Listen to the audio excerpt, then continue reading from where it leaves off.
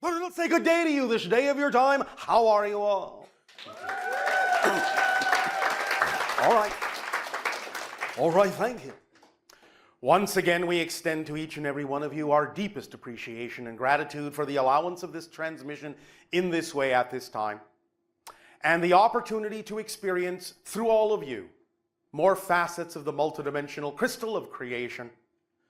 We would like to begin this transmission, which is titled Dear Mom and Dad, with a little bit of an explanation as to what's going on with those beings that you call the hybrid children, which are the progeny of many of you, based on the experiences that people on your planet have recognized are going on in the encounters that many of you have had, are having, will have, with a group of other beings, most often referred to as the Greys, who, in order to perpetuate their culture, which was dying out, utilized, through agreements with you on a higher level, some of your genetic material, along with the genetic material of other beings, to create hybrid races such as ourselves and the Yael that we have referred to, in order to perpetuate their culture so they would not die out.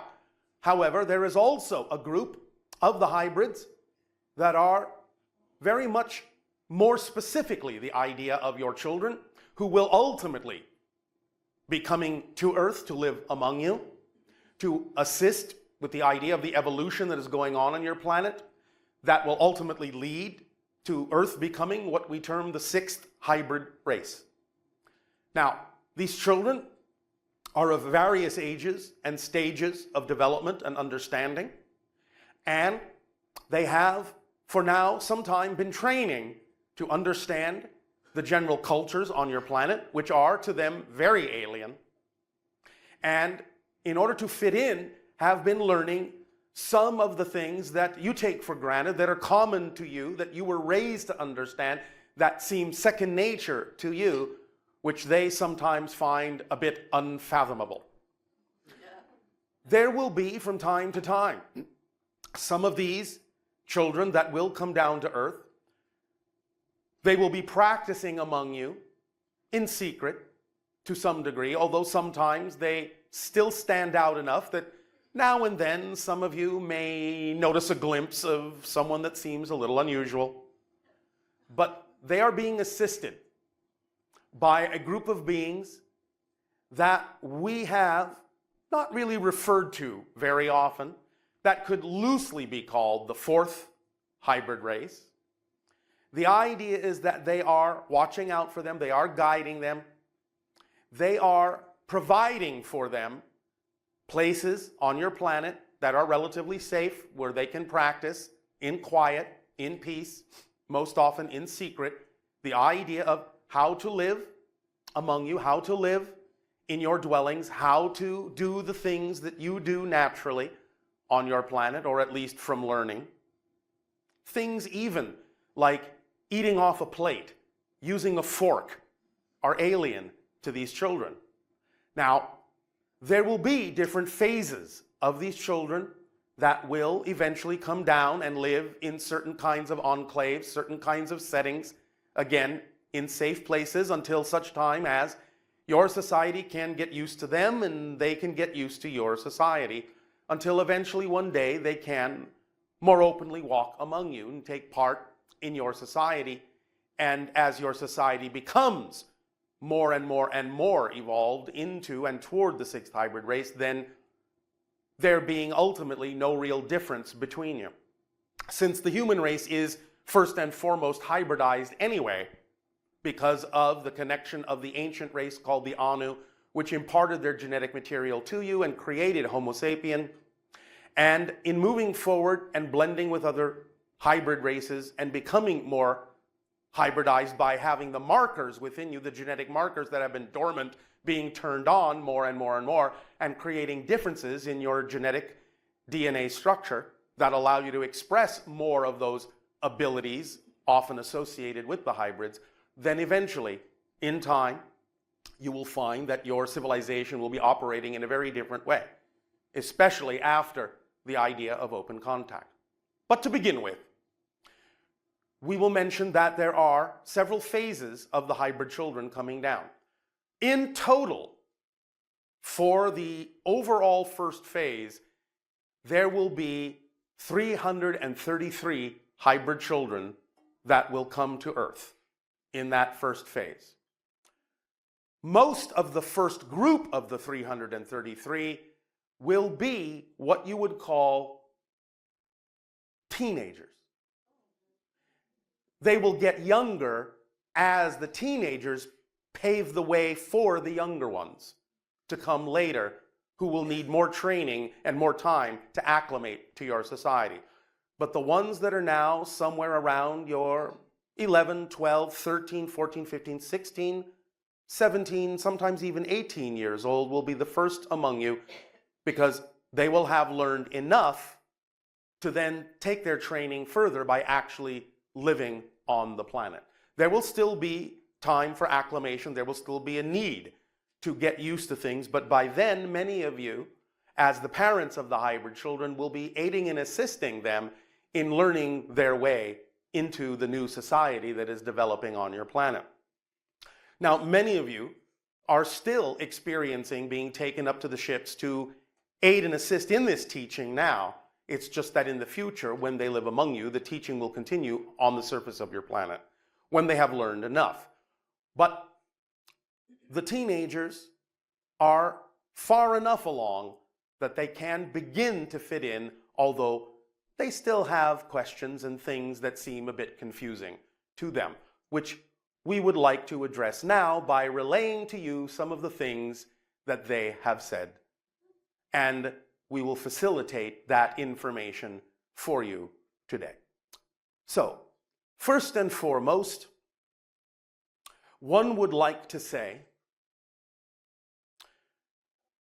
I have learned that in your world you have many different ways of talking. You call them languages. I have learned in the language that you call French that chat is a cat, but Chateaubriand has nothing to do with cats and has more to do with something you call steak. But I have learned that there are different kinds of steak. There is the steak you eat. There is the steak that is a pointed stick. There is the steak that is something you own a part of. Your language is confusing. It will take some time to understand how to know the difference. We have had it explained to us that the context will help in terms of where and how it is presented in a group of words. Nevertheless, we have also been taught that even among yourselves, you often get confused about your own language. Therefore, we're not going to worry so much that we will stand out, because some of you also stand out in your own culture. Another child would like to let many of you know the following. We deeply appreciate what you have done in bringing us into being. We deeply apologize on behalf of the race that may have caused you fear. It was never any intention on the part of any of us to be born out of fear, for we understand that you made this agreement on a different level from unconditional love, and we want you to know that we return that unconditional love to you for our existence, along with our deepest gratitude and appreciation.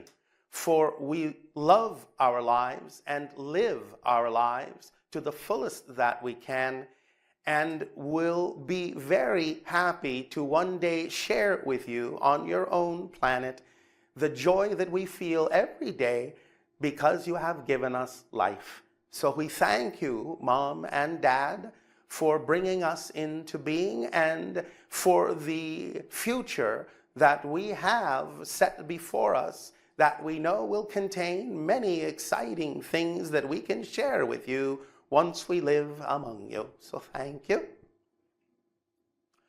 Another child would like to pipe up and deliver the idea to you, the following concept.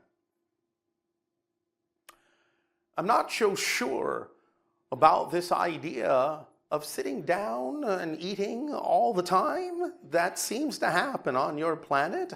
I get along fine with a few things here and there. Is this something that we will have to do all the time? Sit down and be eating? We have watched some of your television programs, and it seems that many people on them are also eating all the time. And we have seen that you have buildings that are specifically for the purpose of people going to eat all the time. And we have seen that you gather together as families to eat several times a day. And I am very concerned that I will be sick if I eat that much. So please do not worry if I come and you find that I am not eating as much as you, for I am eating exactly how I feel I need to eat and the foods that I need to eat that make me feel good about myself. So I hope you will be okay if I do not eat with you all the time that you eat.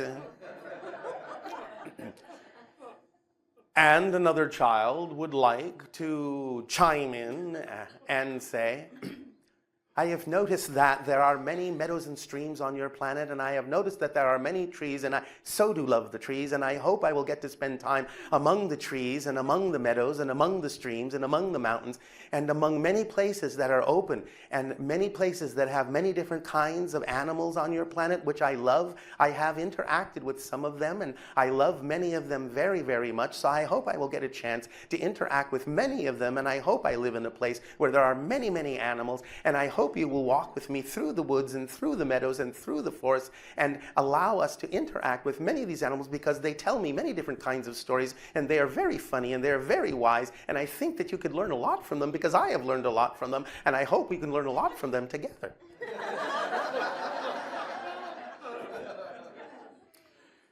And another child would like to add a few notes.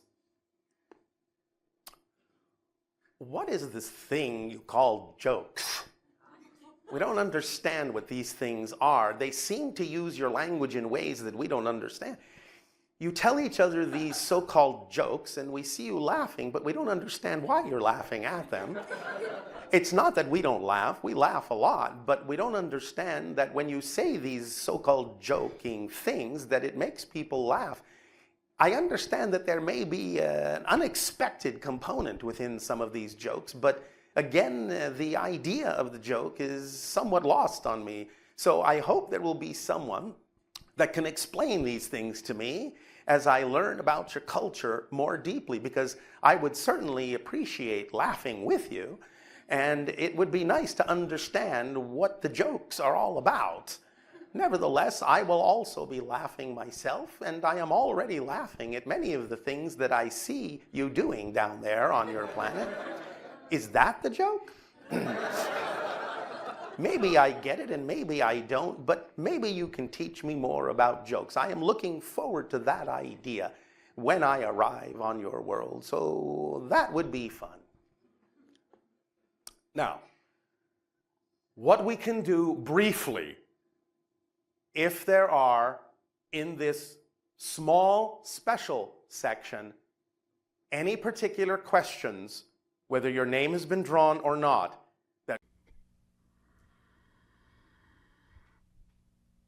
But it'll take a day to you this day of your time. How are you all? All right. All right. Once again, we thank you for the co-creation of the interaction and the allowance of the transmission in this way. This transmission we have entitled, Are You Having a Near Life experience. Now, many of you are already aware, of course, that there is a growing number of reports of what you have termed near-death experiences on your planet, and that in most, if not all, of these near-death experiences, the people seem to be markedly changed when they return to your physical reality. They have been given perspectives, new insights, new understandings, and in returning with those new ideas, then they recognize their connection to all things. They begin to live their life more fully. They understand there is nothing to fear about death, that it is just a transition to another state, and that you will always exist. Even if you change form, you are always still going to be you. And in realizing all these things, they have a renewed respect, a profound renewal of energy and insight, and active in their lives they become. And they begin to really serve all in the best possible way, which of course is the best way to serve yourself. Now, the idea, of course, is that you don't necessarily need anymore to have a near-death experience in order to have a fuller life, in order to act more fully on the things that excite you. And so, unless, of course, that is what you actually prefer to have, we offer you this night the idea of what might be called a master permission slip, so that you can utilize this to begin to infuse your life with the same energy that will allow you to live your life much more fully without necessarily having to kill yourself to do it. Again, if you want to do that, we won't stop you. But we are letting you know that there are other ways in which this can be done, so that if you prefer another path, that other path is available to you by acting on your highest joy. Now, many people have asked from time to time for different kinds of permission slips by which they can help accelerate their energy, uplift their energy, align their energy more to the vibration of their true core self, their higher mind. And from time to time, we have delivered, as we will this evening of your time, such permission slips. And again, for those who are not familiar with the term, a permission slip is simply any tool, any technique, any ritual, any object that you are attracted to with your present belief system that allows you to simply believe that you can give yourself more permission to be who you are. You're the one doing it, you're the one giving yourself permission, but sometimes, because we understand that many of the definitions within you are in your unconscious mind, you may not be necessarily aware of what is holding you back, but you can always know when you are attracted to a particular ritual, technique, tool, or object that seems to excite you more than any other path. And that is always an indication that at that moment, that will be the permission slip that may work best for you. Now, of course, when you use it, you may become a different person afterwards, which means that you may then, from that point forward, be attracted to a very different permission slip because you are now different. So if the attraction to different permission slips happens to change, that's all right. You can go with the flow. So in giving you this master permission slip, the reason it is called a master permission slip is simply because we have designed it specifically to key into the mass consensus archetypal symbols that are common for most of you based on the collective agreement you all made together to participate in what might be loosely called the Earth game. And because you have created a large collective unconsciousness and consciousness through which to play this game, many of you are automatically, unknowingly tapping into that archetypal level, that collective level. And so in designing this permission slip to take advantage of that connection, these ideas we present to you now may work for most of you. Now, the idea, of course, as we have already said, is that it is really up to you to decide what works for you as a permission slip. It's up to you to design the permission slip in whatever way you are most attracted to do so. Because you are the ultimate permission slip. And whatever excitement is conjured up in your imagination that is telling you to do this in this way as opposed to the way it might have initially been given to you is usually a sign that you are changing and that you need to go with the flow of the new frequency that's being presented to you through excitement and attraction and imagination. So when we give you this master permission slip, you can do it exactly as we have delivered it. But if you find along the way as you change that small alterations need to come into play, then by all means, do not worry. As long as you are following your true vibrational frequency, let the changes come and let it alter in whatever way actually feels better for you. Is that clear? Yes. All right. Now, before we actually go through the reading of this, you will be, of course, taking home a copy of this so that you can practice and have it before you and get used to it. We will also say that there is a very important part of this particular permission slip that is actually not written on the paper. That will come at the end after the reading, and we will explain why it is not actually written down. So, let us proceed. Nania! Would you like to assist? I would love to assist. All right. So prepare yourself. Are you prepared? Getting prepared. All right.